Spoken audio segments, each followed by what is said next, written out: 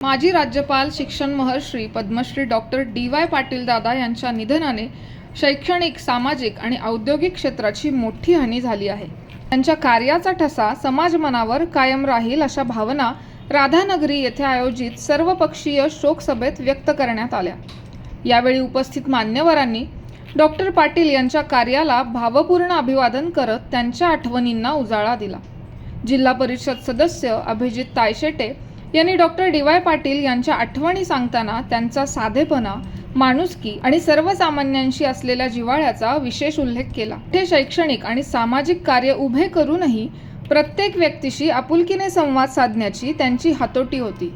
त्यामुळेच ते सर्वांच्या मनात दादा म्हणून घर करून राहिले. समाजासाठी काहीतरी करण्याची त्यांची धडपड आणि त्यांच्या सहवासातील आठवणी पुढील पिढ्यांना कायम प्रेरणा देत राहतील असे त्यांनी सांगितले. डॉक्टर पाटील यांनी शिक्षणाच्या माध्यमातून समाजातील विविध घटकांना पुढे नेण्याचे मोठे कार्य केले.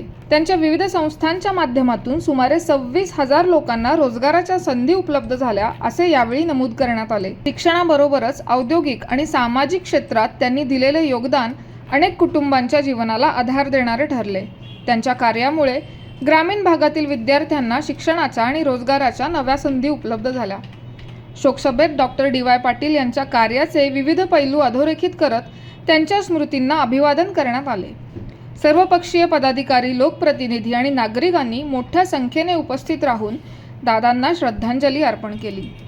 यावेळी गोकुळचे माजी संचालक पी.डी. धुंद्रे, शिवसेना शेतकरी सेनेचे राज्याध्यक्ष प्राध्यापक जालिंदर पाटील, शिवसेना ग्रामीण जिल्हाध्यक्ष विजय बलुगडे, जिल्हा परिषद सदस्य अरुण जाधव, जिल्हा परिषद सदस्य अभिजित तायशेटे, सभापती आर.वाय. पाटील यांच्यासह हिंदूराव चौगले, सदाशिव चरापले, संजय सिंह पाटील, महादेव कोथळकर, नेताजी पाटील, रमेश पाटील बचाटे, मोहन पाटील, सुशील पाटील कौलवकर, वैभव तहसीलदार, चंद्रकांत चौगले, दादासो सांगावकर, विष्णुपंत एकसिंगे, रणधीर मोरे, दिग्विजय मोरे यांच्यासह तालुक्यातील विविध पक्षांचे पदाधिकारी, लोकप्रतिनिधी आणि नागरिक मोठ्या संख्येने उपस्थित होते.